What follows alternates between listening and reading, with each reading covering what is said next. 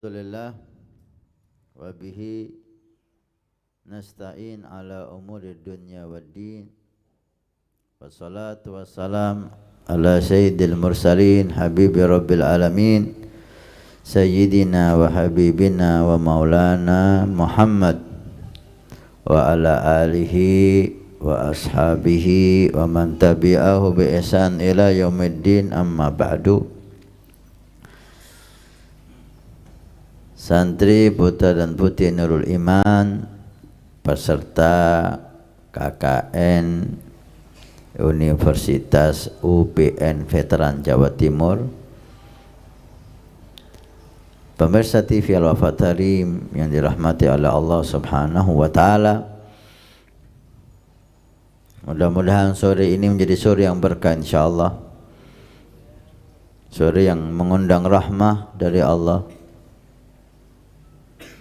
sore yang Allah berikan tambahan ilmu agama yang membuat kita semakin dekat kepada Allah dan Rasulnya. Amin ya rabbal alamin. Di Raha hari-hari ini, karena kita kedatangan tamu-tamu dari mahasiswa UPN yang KKN di Pondok Pesantren Nurul Iman, seperti halnya di pondok-pondok 5 pondok di Jawa Timur bekerja sama dengan Majlis Muhasalah, maka kita baca di sore hari ini meneruskan pembahasan kitab Risalatul Jami'ah di bab Muqaddimah dan bab tasawuf. Monggo dibaca. Bismillahirrahmanirrahim. Alhamdulillahi rabbil alamin. Hamdan yuwafihi ni'amahu wa yukafi'u mazidah. Wa sallallahu ala sayyidina Muhammadin wa ala alihi wa sahbihi wa sallam.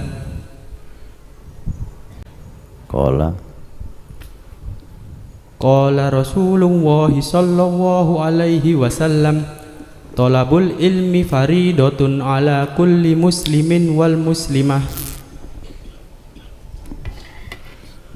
Wa qala sallallahu alaihi wasallam, man salaka tariqan yaltamisu fihi ilman salakallahu bihi tariqan ilal jannah.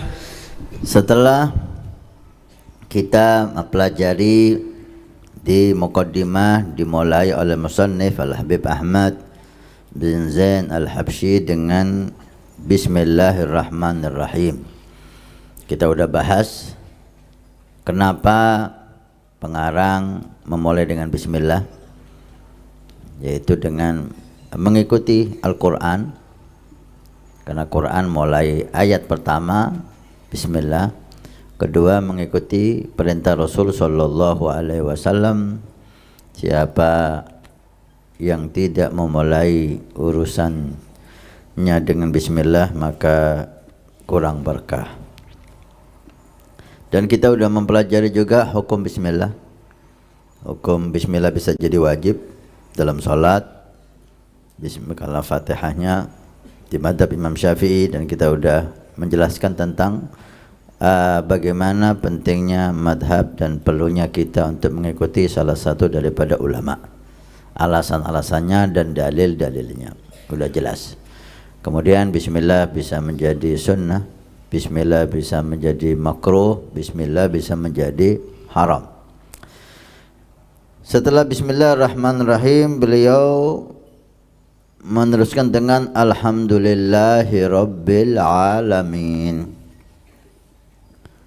Alhamdu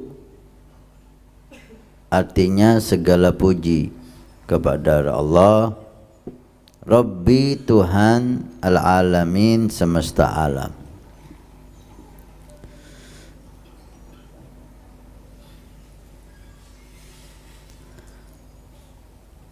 Definisi alhamdu, alhamdu itu ada lughatan, ada syara'an. Menurut lughah, alhamdu itu as-sana'u bil lisan ala jamil ikhtiyar, pujian kepada yang memberikan kepada kita nikmat karena kita yang dipilih untuk mendapatkan nikmat itu. Tapi yang diinginkan di sini oleh Allah dalam syariat Nabi, orang itu dikatakan bersyukur jika fi'lun yunbi'u an ta'zimil mun'im min haitsu kaunuhu mun'iman ala hamid wa ghairi. Suatu perilaku kita yang menunjukkan rasa syukur kita atas apa yang Allah berikan kepada kita atau kepada selain kita. Karena kita mensyukuri nikmat yang Allah berikan kepada kita, dan kita juga mensyukuri nikmat yang Allah berikan kepada anak kita, istri kita, keluarga kita, santri kita, umat Islam. Kita syukur sama Allah atas nikmat yang Allah berikan kepada kita atau kepada orang-orang yang kita cintai. Fi'lun, bukan hanya ucapan alhamdulillah, tapi dengan pekerjaan.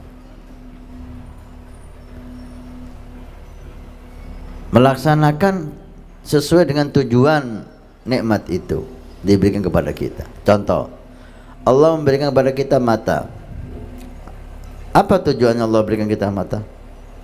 Apa untuk maksiat? Enggak mungkin. Allah memberikan kita mata supaya kita bisa baca Quran, supaya kita bisa melihat wajah orang tua kita, melihat wajah orang-orang saleh, atau supaya kita bisa menjadikan mata ini aktivitas untuk dapat ilmu agama atau ilmu yang manfaat, ilmu dunia. Ketika kita gunakan mata kita untuk itu semua, maka kita dinyatakan bersyukur. Tapi jika kita gunakan mata ini untuk maksiat, maka kita telah kufur nikmat.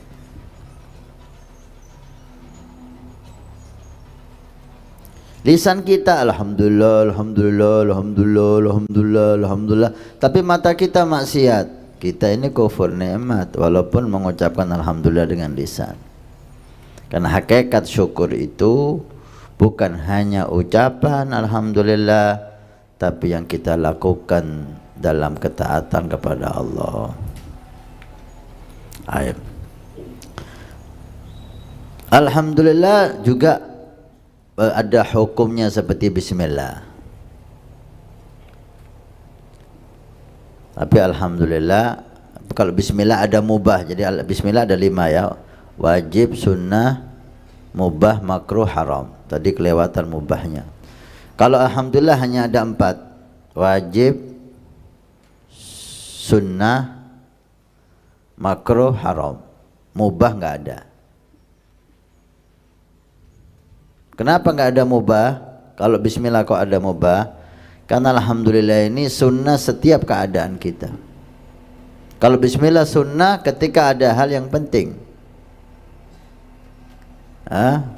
Mau minum bismillah, mau makan bismillah, duduk bismillah, ya enggak sunnah.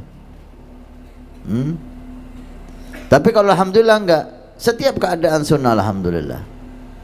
Maka tidak ada di alhamdulillah ini hukum mubah. Hukum mubah enggak ada. Karena sunnah setiap saat.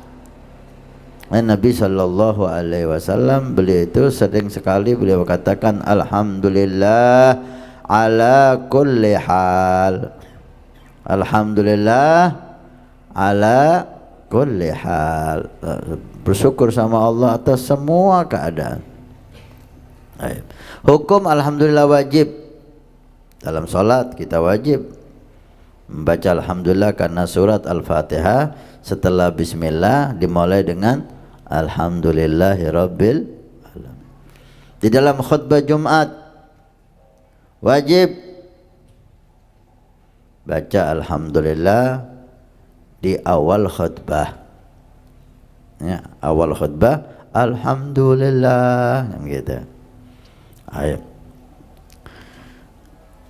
Sunnah kapan? Alhamdulillah sunnah setiap saat. Sunnah alhamdulillah. Dalam khutbatun nikah sunnah alhamdulillah. dalam khutbah-khutbah yang enggak wajib disunnahkan alhamdulillah. Paham ya? Kapan alhamdulillah makruh? Setelah berbuat makruh. Kalau kemarin kita contohkan rokok itu jika dihukumi makruh, walaupun banyak yang mengatakan haram, kalau kita anggap makruh, setelah rokokan alhamdulillah, alhamdulillahnya makruh. Nah, kalau dihukumi haram, maka alhamdulillahnya jadi haram. Yang keempat, alhamdulillah, ucapan alhamdulillah haram setelah maksiat sama Allah. Setelah berbuat maksiat, alhamdulillah. Mencuri gak ketahuan, alhamdulillah. Habis minum khamar, alhamdulillah. Nah, ini alhamdulillahnya haram. Santri melanggar gak ketahuan, alhamdulillah. Alhamdulillah untuk apa nanti? Untuk pelanggaran.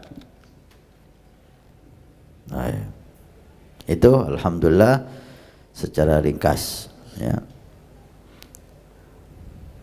Ada yang membahas lagi bismillah ini permulaan hakiki, alhamdulillah permulaan idhafi. Karena seperti halnya ada hadis yang menyatakan setiap perkara tidak dimulai dengan alhamdulillah kurang barokah, juga demikian setiap perkara tidak dimulai dengan alhamdulillah juga kurang berkah. Maka dimulai bismillah dan mulai alhamdulillah. Alhamdulillah, Allah adalah lafzul jalalah, ismun lidzat, nama dari zat Tuhan kita Allah. Nama zat Tuhan kita adalah Allah. Selain Allah itu adalah sifat Tuhan kita. Selain Allah adalah sifat. Allah punya nama kan? Tis'a wa tis'in. Inna lillahi al-asma. Allah itu punya nama tis'a wa tis'in. Mi'a illa wahid. 100 kurang 1. 99. Asma'ul husna. Man ahsaha dakhalal jannah. Kata Nabi, siapa yang menghafal dan mempelajarinya, insyaAllah membuat dia masuk surga. Dihimbau kita menghafal Asma'ul Husna. Hakikatnya kata ulama, Asma'ul Husna, nama 99 itu Ar-Rahman, Ar-Rahim, Al-Malik, Al-Quddus, Al-Jawad dan seterusnya. Itu hakikatnya sifat, bukan asma. Itu sifat, bukan nama. Nama Allah itu hanya satu. Nama zat Tuhan kita hanya satu, yaitu Allah. Selain Allah itu sifat.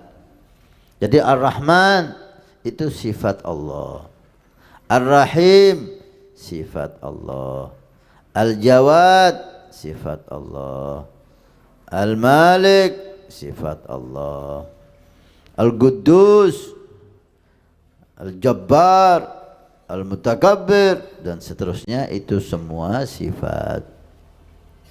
Kenapa kok diberi nama asma? Kok namanya isim bukan sifat Allah? Namanya nama Allah kan gitu. Inna lillahil asma. Nabi pun mengatakan Allah punya nama, padahal itu sifat. Dari kuatnya sifat itu disandarkan kepada Allah, sehingga dari sifat berubah menjadi nama.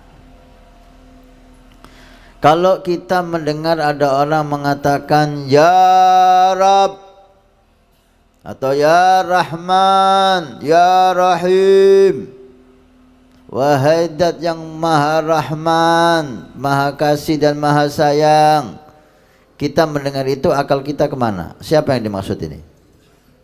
Allah langsung. Gak mungkin kepada selain Allah. Ya Rahman, ya Rahim, ya Maliku, ya Quddus, ya Salam, ya Mu'min, ya Muhaimin, ya Aziz, ya Jabbar, ya Mutakabbir, ya Khalik dan seterusnya. Setiap sifat itu ketika kita dengar langsung akal kita ini Allah, ini Allah, ini Allah. Maka diberi nama sifat itu dengan asma. Paham? Tapi hakikat isim nama Tuhan kita Allah. Itu Allah nama lidzat. Wajibil wujud, harus ada. Kif? Gak masuk akal kalau dinyatakan Allah nggak ada, nggak masuk akal. Ini omongan orang nggak waras. Terus alam semesta ini terjadi, siapa yang menciptakan? Harus ada pencipta. Logika dan ilmu apapun tidak bisa diyakini atau dipercaya sesuatu terjadi sendiri. Nggak ada itu. Ilmu apapun, mantik, logika apapun tidak ada.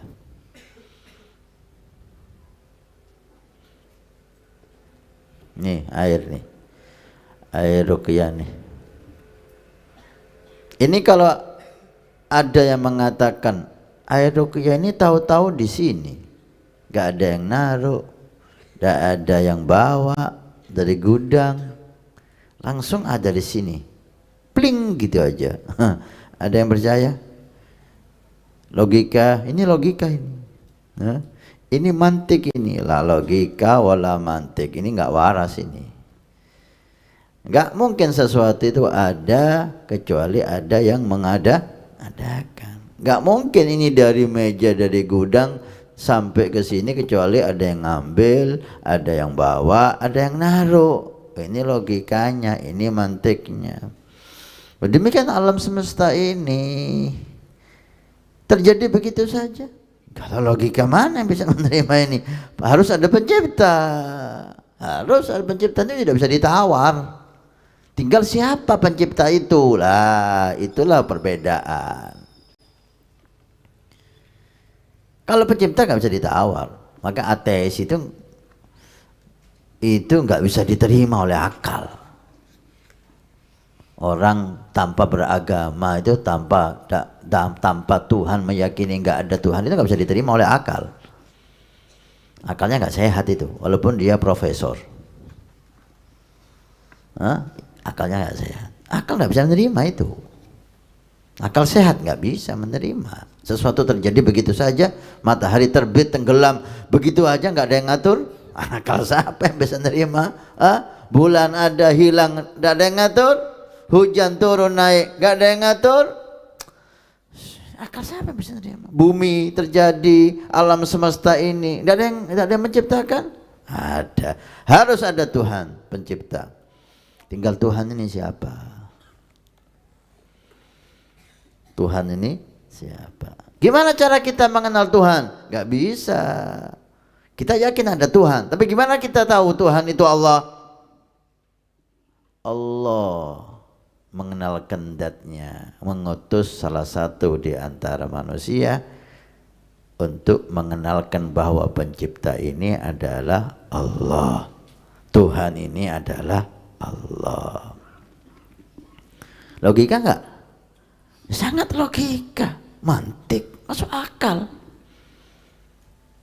Kok tahu kita kalau Tuhan pencipta ini Allah? Lah Allah yang mengenalkan zatnya melalui nabinya.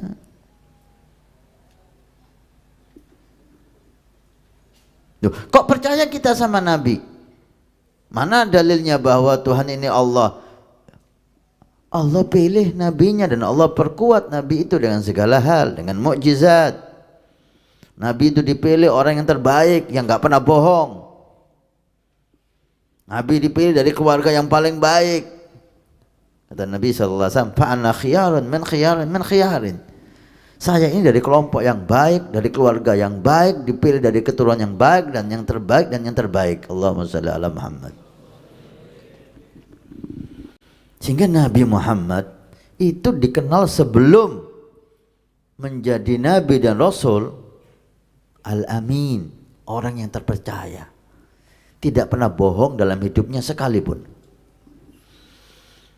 Akhlaknya terhebat. Budi pekertinya termulia, akalnya tercerdas, keturunannya paling istimewa. Lengkap Nabi itu. Sehingga nggak ada alasan untuk orang itu nggak percaya. Diperkuat oleh Allah dengan mukjizat. Bulan dibelah jadi 2. Siapa manusia yang bisa?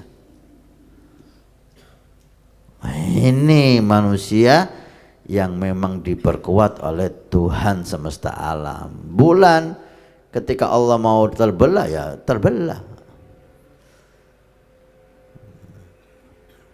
Sehingga kita tahu bahwa alam semesta ini harus ada penciptanya. Itu semua manusia mengakui itu. Siapa penciptanya? Penciptanya Allah. Kok tahu kita Allah penciptanya? Allah mengutus nabinya Muhammad sallallahu alaihi wasallam untuk menyampaikan hal itu kepada kita. Kok percaya kita sama Nabi Muhammad? Manusia yang enggak pernah bohong, manusia yang dipercaya, manusia yang diberi oleh Allah kekuatan dengan mukjizat. Enggak ada alasan untuk enggak percaya. Allahumma shalli ala Muhammad. Sebetulnya enggak ada alasan. Orang tidak beriman itu enggak ada alasan. Orang tidak beriman sama Rasulullah tidak ada alasan. Logika enggak bisa menerima, mantik enggak bisa menerima. Apa alasannya enggak percaya sama Nabi? Bohong. Pernah bohong sebelum ini? Enggak. Kalimat mana yang bohong?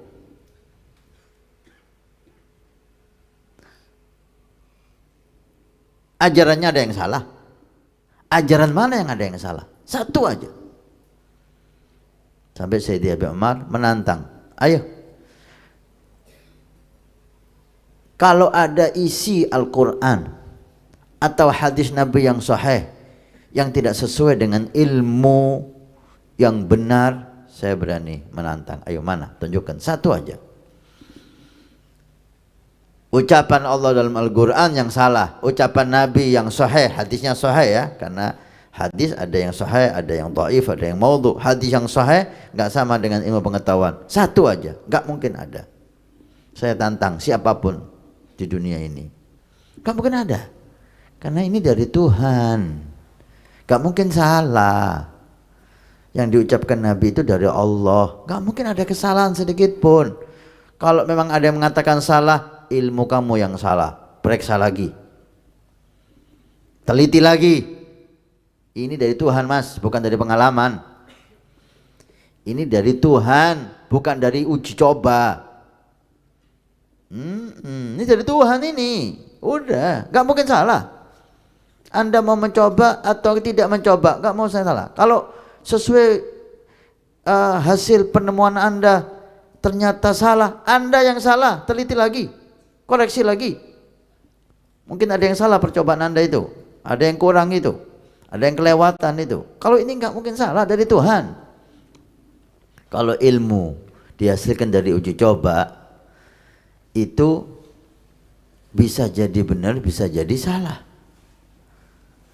Sudah dicoba ini, loh iya cara nyobanya mungkin salah, mungkin ada yang kelewat. Buktinya berapa banyak penemuan ilmuwan disalahkan oleh generasi setelahnya. Ayo, Anda ini mahasiswa, berapa banyak itu profesor-profesor yang menemukan 50 tahun yang lalu, 100 tahun yang lalu disalahkan oleh ilmu sekarang. Terbukti ternyata penemuan mereka salah. Terbukti ternyata penelitian mereka salah. Dari kecanggihan teknologi yang ada, ternyata yang benar yang dikatakan Nabi Muhammad. Allahumma shalli ala Muhammad. Bisa, ini dari Tuhan mas, bukan dari manusia ini. Gak bisa ditawar. Ini ilmu umum. Kalau ilmu umum semakin canggih, semakin akhir zaman orang itu semakin pintar.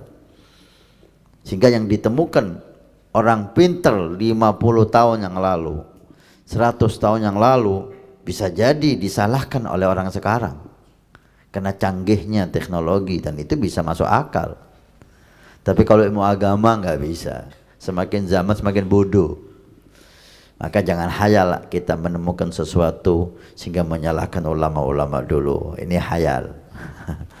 Ilmu agama itu sumbernya dari Nabi Muhammad, bukan dari alam. Sumbernya dari Nabi Muhammad. Kalau ilmu pengetahuan bisa jadi alam, bisa di penemuan-penemuan, penelitian-penelitian, dan akan didukung oleh teknologi-teknologi yang semakin canggih. Ilmu agama bukan dari teknologi, bukan dari komputer, bukan dari satelit, dari Nabi Muhammad ke sahabat, ke ulama. Sehingga semakin ke belakang ini bukan semakin pandai, semakin bodoh orang itu. Jadi jangan hayal menyalahkan Imam Syafi'i, jangan hayal menyalahkan Imam Malik, Imam Muhammad, Abu Hanifah. Ternyata kami temukan ulama-ulama itu salah. Oh, kamu udah waras. Ini bukan penemuan antariksa, satelit. Ya khair. Maka kita fahami bahwa pencipta alam semesta ini Allah. Dari mana kita mengenal? Dari utusan Allah, Rasulullah Muhammad SAW. Kenapa kita harus percaya sama Rasulullah? Karena tidak ada alasan kok nggak percaya. Tidak ada alasan untuk tidak percaya. Dari akhlak istimewa, orang tidak cari apa-apa, nggak cari kedudukan sama sekali. Tidurnya di daun kurma, padahal beliau bisa tidur di singgasana, bisa tidur dengan permadani sutra, tapi beliau tidur di atas daun kurma sehingga kalau bangun ngecap di badan Nabi Muhammad SAW.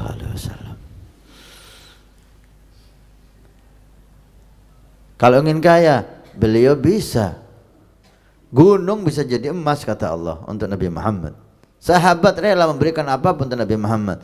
Tapi Nabi Muhammad kadang-kadang gak makan 3 hari 3 malam. Padahal udah Fathul Makkah, udah kaya itu Islam.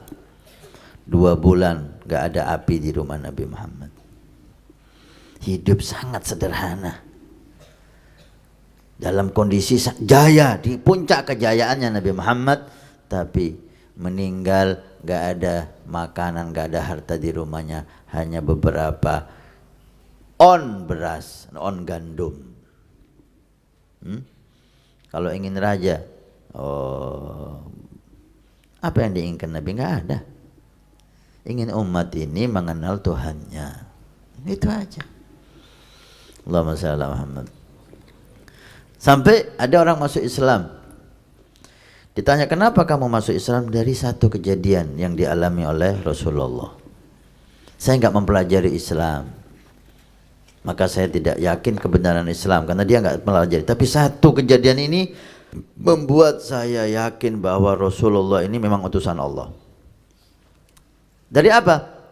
Dari gerhana bulan ketika meninggal putranya Ibrahim. Sayyidina Ibrahim putra Nabi meninggal. Pas waktu itu gerhana. Maka masyarakat Arab menyatakan gerhana ini sebab meninggalnya Ibrahim. Kalau Rasulullah itu bukan Nabi yang benar,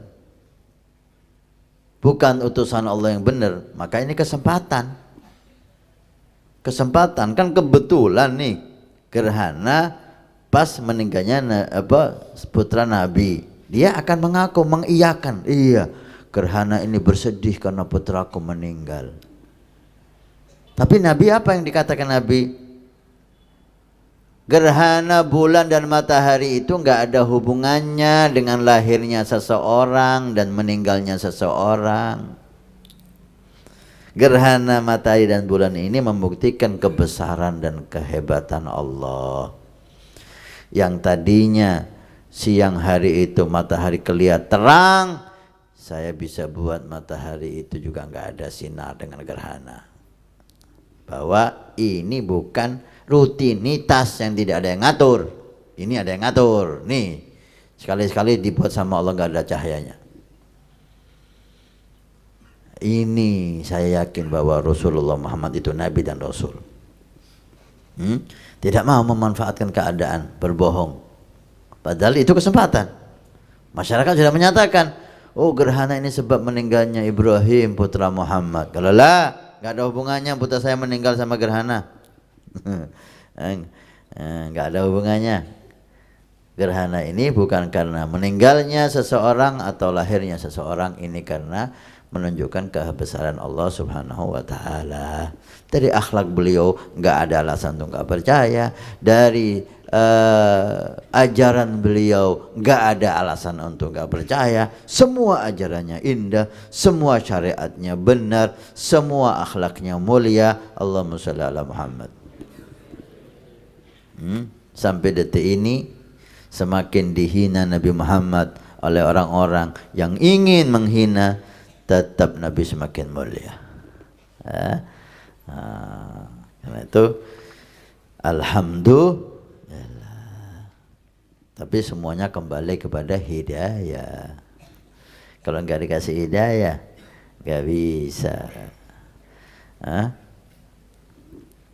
Abu Jahal, Abu Lahab, Utbah, orang-orang kafir Quraisy, kenapa memerangi Rasulullah? Padahal mereka orang yang hidup bersama Rasulullah. Kembali ke hidayah. Mereka nggak dikasih hidayah. Kalau percaya, mereka percaya sama Rasul. Lebih percaya Nabi daripada ke istrinya, lebih percaya Nabi daripada ke anaknya, lebih percaya Nabi daripada sahabatnya. Percaya benar. Terbukti Rasul sallallahu alaihi wasallam ketika mau hijrah, Imam Ali bin Abi Thalib disuruh tinggal di rumah Nabi. Kenapa? Karena dikasih tugas untuk mengembalikan barang-barang titipan orang musyrikin Quraisy. Ali, nanti setelah saya pergi, ini kembalikan ya kepada pemiliknya. Ini punya fulan, ini punya fulan, ini punya fulan, ini punya fulan. Tahukah kita punya siapa itu? Yang nitip sama Nabi itu siapa? Orang-orang kafir. Yang kafir sama Nabi, tapi ketika ada barang berharga, dia titipkan ke Nabi. Kenapa? Aman kalau titip ke Muhammad. Kalau titip ke temennya, wow, bisa diambil alasan macam-macam, nanti hilang ini itu. Kalau ke Muhammad aman. Ini orang gak pernah bohong, orang amanat. Dia percaya sama Nabi. Allahumma shalli Muhammad. Ya khair. Alhamdulillahi Rabbil Alamin. Ar-Rabb adalah Tuhan. Rabb adalah Malik, pencipta. Banyak arti Rabb ya. Al-Alamin, Al-Alamin ini jamak dari alam. Di bahasa Arab itu ada mufrad, ada jamak. Mufrad itu tunggal. Rojulun, satu orang laki-laki. Rijalun, banyak orang laki-laki. Biasanya mufrad itu bilangannya lebih dikit dari jamaknya. Jamak lebih banyak. Rojulun satu laki-laki, mufrad. Kalau jamaknya rijal, banyak laki-laki. Jadi jamak lebih banyak dari mufrad. Kecuali ini dan beberapa hal yang lain. Nah, bahasa Arab itu kaya ya. Alamin ini manusia, jin dan malaikat. Alam, mufradnya alamin, alam. Alam itu masih wallah, selain Allah itu alam. Jadi dalam kalimat alam dan alamin ini mufradnya lebih banyak dari jamaknya. Kalau alam selain Allah, manusia, jin, malaikat, bumi, batu, binatang, pohon, semuanya itu namanya alam. Alamin hanya 3, manusia, jin, dan malaikat. Tapi maksudnya di sini adalah Tuhan semesta alam. Tuhan semesta, bukan hanya Tuhannya manusia, bukan hanya Tuhannya jin dan malaikat, tapi Tuhan semesta alam. Ini menunjukkan betapa hebatnya Rasulullah, dinyatakan oleh Allah Subhanahu wa taala, wa ma arsalnaka illa rahmatan lil alamin. Rasulullah itu rahmat untuk semua alam. Manusia dapat rahmatnya Nabi, malaikat dapat rahmatnya Nabi, jin dapat rahmatnya Nabi, binatang dapat rahmatnya Nabi, tumbuh-tumbuhan, laut, semuanya dapat rahmatnya Nabi Muhammad sallallahu alaihi wasallam. Allahumma salli ala Muhammad. Ayat. Hamdan yuafi ni'amahu, pujian yang mencukupi nikmatnya. Kita nggak bisa memuji Allah dengan sesungguhnya. Nikmat Allah terlalu banyak untuk kita puji. Jangankan mensyukuri nikmat Allah, menghitung aja kita tidak mampu.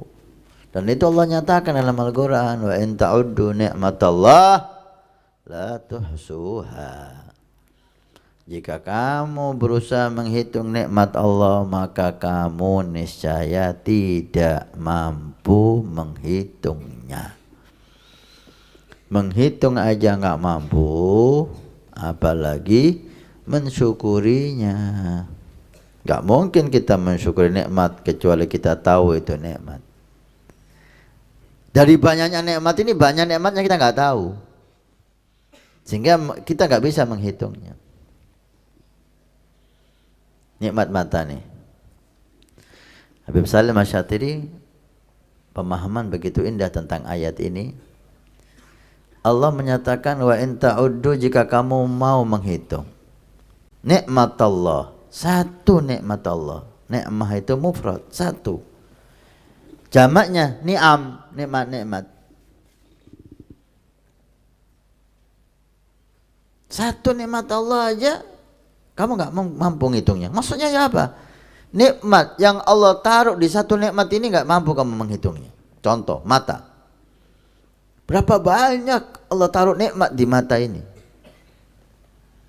Kita bisa melihat seperti tadi itu tulisan, kita bisa baca, kita bisa melihat orang tua, kita bisa melihat jalan, kita bisa membedakan ini warna, kita bisa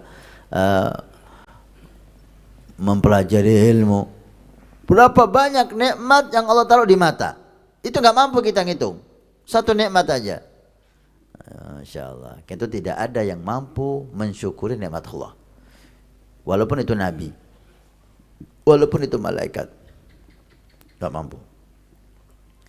Sehingga apa yang kita bisa lakukan?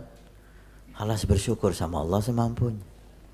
Itu dikatakan hamdan yuwafi ni'amahu, rasa syukur yang bisa mencukupi semua nikmat Allah. Semua nikmat. Wa yukafi'u mazidah, dan membuat kita berhak mendapat tambahan nikmat. La in syakartum la azidannakum. Kalau kamu syukuri nikmat, maka akan ditambah nikmatnya oleh Allah. Alhamdulillah.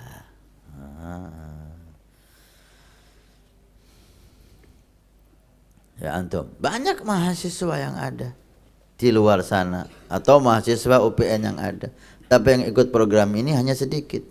Berapa orang? 9 di Nurul Iman. Di yang lain totalnya semuanya 50 orang. Cuma mahasiswanya berapa?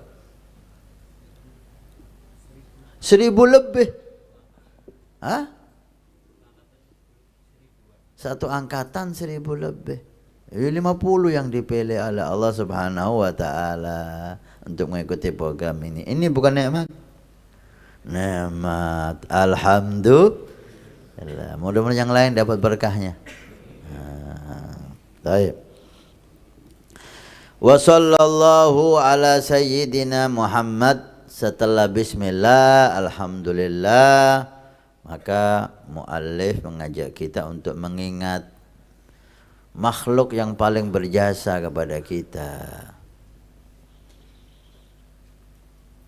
manusia yang mengenalkan kita Tuhan kita, manusia yang sangat sayang dan cinta kepada kita, yaitu Rasulullah Muhammad sallallahu alaihi wasallam.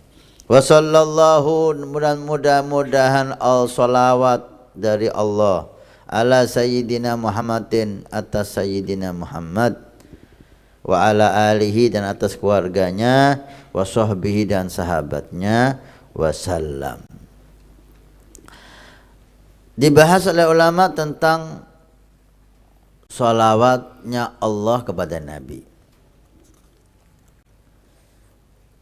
Allah dalam Al-Quran menyatakan dengan tegas, innallaha wa malaikatahu yusalluna 'alan nabi. Allah dan para malaikat itu selalu bersolawat kepada Nabi. Selalu bersolawat. Dari mana selalu ini? Yusallun. Yusallun ini dalam bahasa Arab namanya fi'lun mudhari'. Fi'il mudhari', kata kerja yang berfungsi. Fi'il mudhari' itu selalu dan akan datang. Itu fungsinya fi'il mudhari'. Kegiatan yang selalu kita lakukan, continue, istiqamah, terus menerus, itu menggunakan fi'il mudhari'. Kegiatan yang sudah lampau menggunakan fi'il madhi. Nih, saya lagi minum, pakai fi'il mudhari'. Bismillahirrahmanirrahim. Alhamdulillah. Ashrabu, saya lagi minum. Saya sudah minum, pakai fi'il madhi. Syaribtu, saya sudah minum. Saya sedang minum, pakai fi'il mudhari'. Terus menerus minum, pakai fi'il mudhari'. Maka Allah dalam ayat ini menggunakan fi'il mudhari'. Innallaha wa malaikatahu yusalluna. Selalu, tidak ada henti-hentinya. Allah dan Rasulnya, Allah dan malaikatnya bersalawat kepada nabinya Muhammad sallallahu alaihi wasallam. Allahumma shalli ala Muhammad. As-salah minallah, salawatnya Allah kepada Nabi itu rahmah.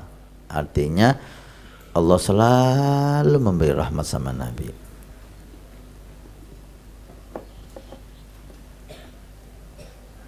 Bukan Allah baca salawat seperti kita, ya. Allah salawat kepada Nabi itu bukan berarti Allah baca salawat seperti kita. Allah selalu memberi rahmat sama Nabi. Salawat dari malaikat, istighfar. Malaikat selalu berdoa untuk Nabi. Jadi salawat itu adalah ibadahnya malaikat.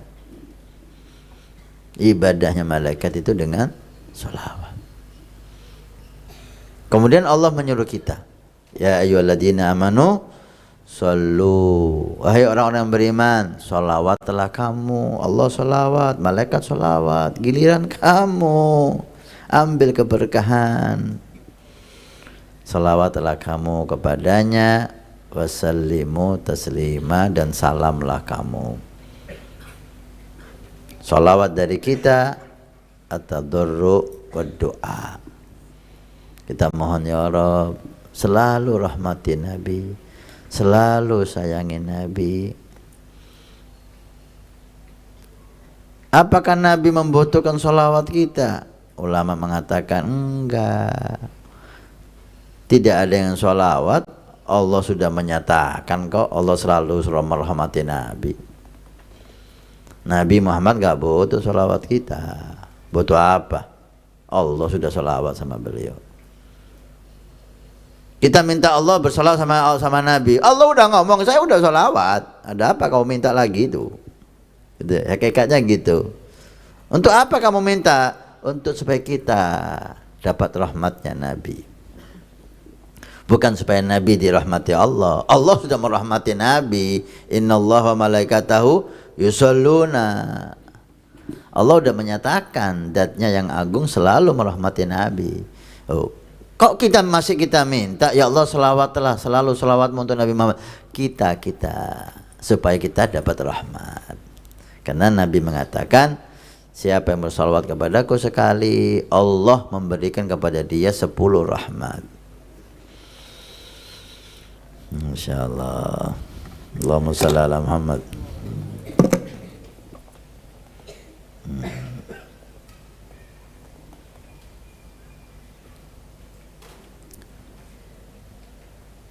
Sallallahu ala Muhammad.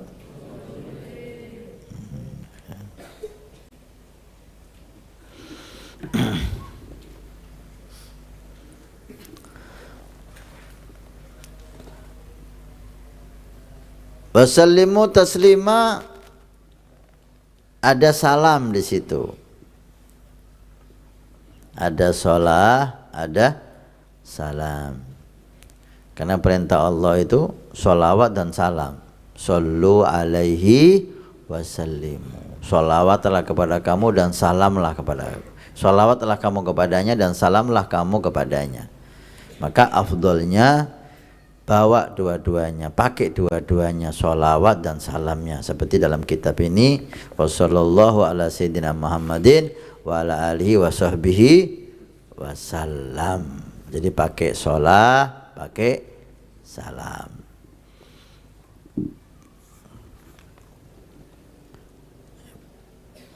Hukum sholawat,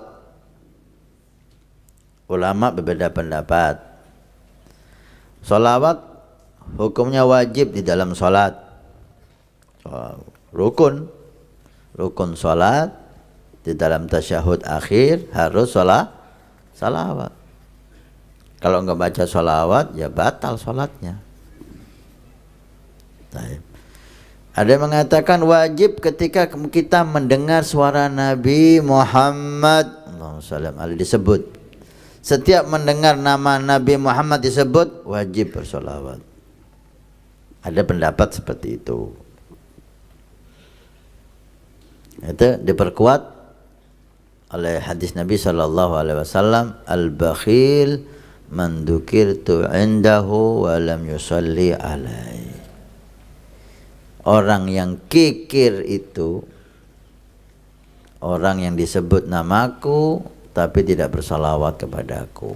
Allahumma shalli ala Muhammad. Sallallahu ala Muhammad.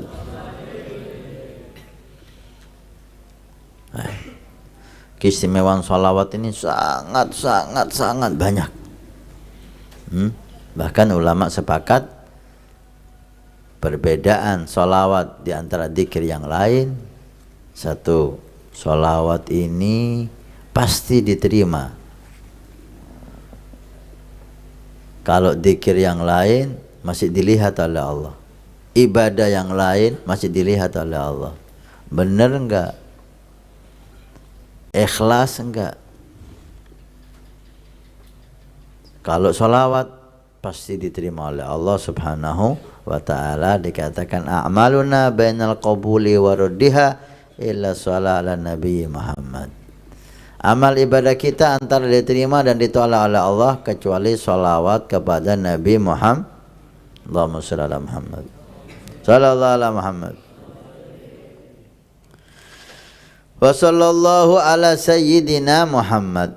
As-sayyid adalah man sada fi qaumih, pemimpin kaumnya dikatakan sayyid. Itu Nabi sallallahu alaihi wasallam ketika pemimpin suatu kaum datang ke Nabi, beliau bersabda, "Gumu li sayyidikum." Ayo sambut berdiri, hormati pemimpinmu. Ini pemimpinmu datang, ayo bangun, hormati. Walaupun beliau bukan sahabat yang mulia, yang dekat sama Nabi, tapi karena dia terhormat di kaumnya, dihormati oleh Nabi sallallahu alaihi wasallam.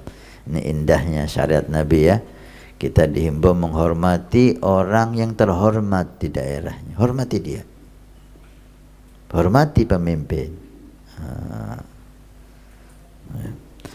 As-sayyid dinamakan sayyid juga man tafazza'a ilahin nas inda syadaid. Pemimpin dikatakan sayyid orang yang ketika ada masalah larinya ke dia. Orang ada masalah larinya ke dia, minta tolong ke dia. Orang ada musibah minta tolong ke dia. Ini sayyid. Orang yang menyelesaikan semua urusan orang. Semua masalah orang kembalikan ke dia. Dan Nabi SAW semua masalah sahabat kembalinya ke Nabi. Sakit ke Nabi, mau kawin ke Nabi, gak punya uang ke Nabi, gak punya anak ke Nabi, buta ke Nabi, semuanya ke Nabi.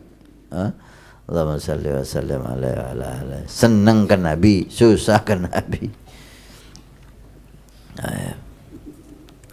Dan dinamakan sayyid juga man la yafirrun nas indal ghadab. Orang tidak lari ketika dia marah. Ini orang sayyid. Kalau ada orang marah tapi anehnya yang dimarah itu enggak lari, tambah mendekat. Ini orang sayyid ini. Masya Allah. Kalau orang dia marah orang lari, oh ini bukan sayyid ini. Ini orang tidak waras mungkin. Enggak berani orang dekat sama dia. Sayyid itu kalau dia marah itu orang enggak lari. Kenapa? Marahnya enggak ngawur. Marahnya enggak ngawur, enggak brutal, sehingga orang itu dimarahi dia akan, oh ya saya salah, oh saya dimarahi berarti dia sayang sama saya, gitu. Tambah mendekat. Dan semua ini ada pada Nabi Muhammad Sallallahu Alaihi Wasallam. Maka beliau adalah sayyid. Ada sedikit pembahasan tentang sayyid. Ada riwayat yang sebetulnya ulama menyatakan riwayat ini tidak benar. Dinisbahkan kepada Nabi penuh banyak hal yang kurang pas dari sanadnya, dari lafadznya. Ada larangan, la tasawwiduni, jangan kau sayyidkan aku, kata Nabi Sallallahu Alaihi Wasallam. Dari segi hadisnya riwayat ini banyak celahnya. Tidak perlu kita bahas mendetail sekarang karena waktunya singkat majelis ini. Siapa yang inginkan ada pembahasannya sendiri. Lafaz hadis ini enggak benar. Kedua, dari riwayatnya juga enggak beres. Artinya hadis ini tidak bisa diterima. Satu, kalaupun ada riwayat yang lain, ada kalimat yang benar, riwayat yang benar walaupun belum ditemukan sekarang, kalaupun ada, bukan berarti ini larangan. Nabi melarang kita memanggil Sayyiduna Muhammad. Kalaupun ada, sampai saat ini kita belum menemukan riwayat yang benar dengan lafaz yang benar. Kalaupun ada, kita hayal, ada, Nabi melarang. Itu bukan berarti larangan yang kita nggak boleh mengatakannya. Itu sebagai bentuk tawaduknya Nabi Muhammad. Allahumma shalli Muhammad. Dalam hadis yang sahih, Nabi menyatakan dirinya sayyid. Ana sayyidu waladi Adam wala fakhr. Itu hadis Nabi. Saya ini sayyid, pemimpin anak cucu Adam wala fakhr, dan saya nggak sombong. Adam wa dunahu tahta liwa'i yaumal qiyamah wala fakhr. Hadis sahih. Nabi Adam dan seterusnya sampai Nabi Isa di hari kiamat ikut di bawah benderaku, saya pemimpinnya dan saya enggak sombong. Allahumma shalli ala Muhammad. Dari sini maka ulama menyatakan ahli sunnah wal jamaah tidak ada masalah, bahkan dihimbau untuk memuliakan Nabi Muhammad. Kita jangan sebut langsung Nabi Muhammad, kalau Sayyiduna Muhammad, sebagai bentuk cinta dan keagungan Nabi, penghormatan kepada Nabi. Kalau kita lihat Al-Quran, Allah dengan jelas menyuruh kita untuk memuliakan, mencintai, mengagungkan Nabi Muhammad. Tuwaggiruh, kamu cintai, kau agungkan Nabi Muhammad. Perintah dari Allah Subhanahu wa taala. Jangan kau ngangkat suaranya di atas Nabi Muhammad. La tarfa'u aswatakum fawqa sautin Nabi. Dilarang untuk kita kurang ajar sama Nabi. Diwajibkan kita untuk menghormati dan mengagungkan Nabi. Bentuk keagungan kita kepada Nabi, ketika mau memanggil namanya kita tambah dengan Sayyiduna Muhammad. Enggak ada masalah. Dan itu dihimbau. Tapi orang-orang yang enggak paham, enak aja ngomong, enggak boleh, apalagi sampai dikatakan bid'ah, apalagi dikatakan haram, ini enggak paham. Kalau orang enggak paham, repot kita fahamkan. Kalau enggak tahu enak, kalau gagal paham itu loh yang sulit. Atau enggak mau paham, sulit untuk diperbaiki. Gimana tanggapan kita sama orang yang tidak mau paham? Dibiarin. Kita ikut Al-Quran, wa idza khatabahumul jahiluna qalu salama. Kalau ada orang bodoh yang enggak mau paham, dipahamkan tetap tidak mau, dikasih logika tetap tidak mau, dikasih dalil tetap tidak mau, ya assalamualaikum, selesai. Jangan habiskan waktu duduk dengan dia, jangan membuka perdebatan dengan dia, nggak ada manfaatnya. Hanya menang ngotot. Ya, banyak orang yang nggak mau paham itu ya. Alas gimana? Biarin. Loh, diikuti orang Ustadz. Ya yang orang yang ikut berarti sama kelasnya sama dia. Nggak usah ambil pusing mereka, udah sibukkan diri kita, waktu kita untuk hal-hal yang manfaat. Perdebatan tidak mengambil manfaat. Ilmiah dijawab ilmiah. Orang yang mau paham ya selesai, nggak mau serah. Jangan habis waktu sama mereka. Orang yang seperti itu tuh senangnya tuh debat. Ayo kita debat. Debat itu tidak menunjukkan kebenaran. Debat itu menumbuhkan permusuhan. Nanti lihat yang debat di TV itu gimana. Habis debat wajahnya enak. Apa hasilnya? Tugas kita menjelaskan. Apa yang menjadi iskal, kesulitan dijelaskan. Udah dijelaskan? Udah. Dalilnya udah, akal udah, logika udah. Enggak mau menerima ya biarin. Gitu, haknya dia. Hanya dia. Enggak usah kita sibuk lagi dengan mereka. Ada yang ikut ya biarin. Berarti kelasnya dia. Selesai. Sayyiduna Muhammad sallallahu alaihi wasallam. Muhammad adalah nama Nabi sallallahu alaihi wasallam yang pertama memberi nama kakeknya Abdul Muttalib, ilham dari Allah Subhanahu wa taala. Diberi nama Muhammad. Dan belum ada nama Muhammad di sebelum Nabi Muhammad. Maka orang Arab heran. Kok diberi nama Muhammad? Padahal di Arab enggak ada yang namanya Muhammad sebelum Nabi. Maka kakeknya berharap ilham dari Allah, saya berharap cucuku ini an yahmadu ahlus sama wa ahlul ard, supaya penghuni bumi dan penghuni langit memuji dia. Dari akhlaknya, dari budi pekertinya diwujudkan oleh Allah. Semua penghuni bumi dan langit memuji Nabi Muhammad sallallahu alaihi wasallam. Nama Nabi Muhammad di para malaikat Allah di langit terkenal dengan nama Ahmad. Maka beliau Ahmad fis sama wa Muhammad fil ardi. Ahmad di langit dan Muhammad di bumi. Itu ketika Al-Quran menyebut Nabi Muhammad dengan nama siapa? Ahmad. Dalam satu saat Allah memberi nama Muhammad. Contoh, Muhammad Rasulullah walladzina ma'ahu asyidda'u 'alal kufar rahama'u. Muhammad adalah utusan Allah. Allahumma shalli ala Muhammad. Disebut Nabi dengan nama Muhammad.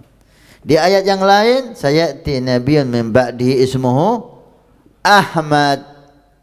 setelah Nabi Isa akan datang. Nabi Isa memberi kabar gembira bahwa setelah aku ini akan ada nabi lagi namanya Ahmad. Itu di langit nama nabi terkenal dengan Ahmad, di bumi terkenal dengan nama Muhammad. Ahmad dialah Muhammad, Muhammad dialah Ahmad. Maka Allah menyebut dua-duanya di Al-Quran supaya nggak ada yang ngaku lagi. Oh, ini Muhammad ini nabi, tapi bukan nabi terakhir. Nabi terakhir itu namanya Ahmad.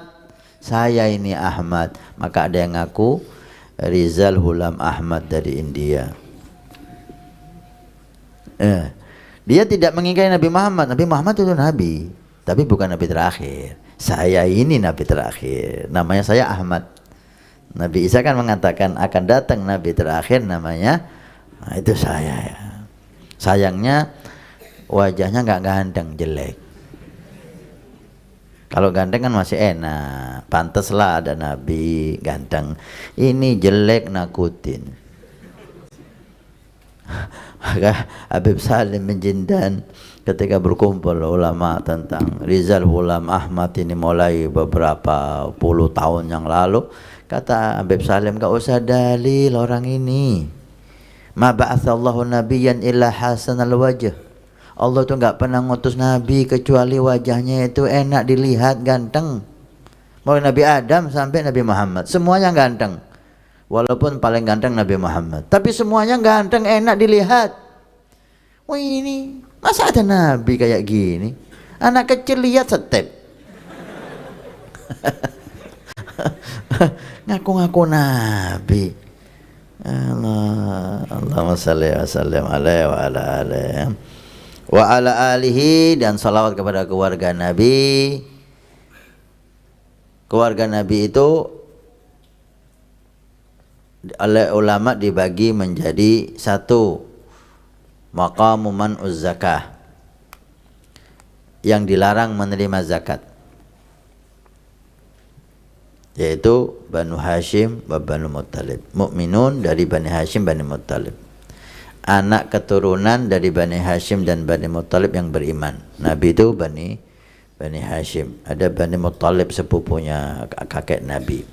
Dua-duanya itu dinyatakan Ahlul Bait, keluarga Nabi. Lebih ngerucut lagi, Nabi, putra-putranya dan istri-istrinya itu Ahlul Bait. Lebih ngerucut lagi, Nabi dan putrinya Sayyidina Fatimah Zahra dan anak-anak dari Fatimah yang suami Imam Ali bin Abi Thalib. Sehingga yang tersisa keturunan Sayyidina Hasan dan Husain yang berada sekarang ini di dunia ini, itu keluarga Nabi Shallallahu Alaihi Wasallam. Ada keluarga Nabi dari segi al-madah yang pantas dipuji, pujian untuk keluarga Nabi. Kullu mu'minin taqi, semua orang mukmin bertakwa itu keluarga Nabi. Alun Nabi kullu mu'minin taqi, keluarga Nabi orang mukmin yang bertakwa. Untuk maqam doa yang berhak dapat doa, semua umat Nabi Muhammad, walaupun ahli maksiat, karena siapapun butuh doa. Wa ala alihi. Nabi melarang, ada larangan solawat tanpa al, namanya solawat batra, solawat buntung. Jangan kamu solawat batra, solawat yang buntung. Apa solawat buntung? Solawat kepadaku tapi tanpa keluargaku, gak pakai wala alihi. Tapi ulama banyak membahas tentang ini, tidak selalu seperti itu. Maka ada namanya salawat Jibril sallallahu ala Muhammad sallallahu, gak pakai al di situ. Gak apa-apa, gak apa-apa. Tapi kalau mau sempurna tambah wala alihi gitu. Wa sahbihi, sahabat Nabi. Siapa sahabat Nabi? Sahabat Nabi itu orang yang duduk berkumpul dengan Nabi. Berkumpul. Baik dia melihat Nabi, Nabi melihat dia, atau dia nggak lihat Nabi. Yang penting satu tempat dengan Nabi dan dia beriman, sahabat. Gak harus melihat. Kenapa? Ibn Ummi Maktum, sahabat Nabi mulia, dia buta, gak pernah lihat Nabi. Ya kan? Gak harus melihat Nabi. Pernah duduk sama Nabi, dia sahabat dan beriman. Ayo. Wasallam itu gandengannya sholah, karena Allah menyuruh sallu alaihi wasallimu, sallu alaihi wasallimu. Maka ulama ada mengatakan makruh sholawat saja tanpa salam. Selesailah pembahasan sore ini. Insyaallah kita akan teruskan al-muqaddimah ini dari apa yang dikatakan oleh beliau Habib Ahmad bin Zain, membawa satu hadis Nabi SAW. Mudah-mudahan bermanfaat, menjadi ilmu yang berkah. Wassalamualaikum warahmatullahi wabarakatuh.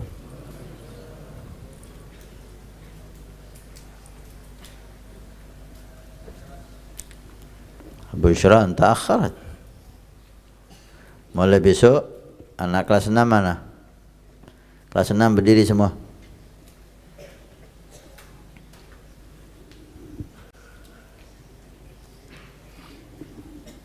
Antum semua duduk.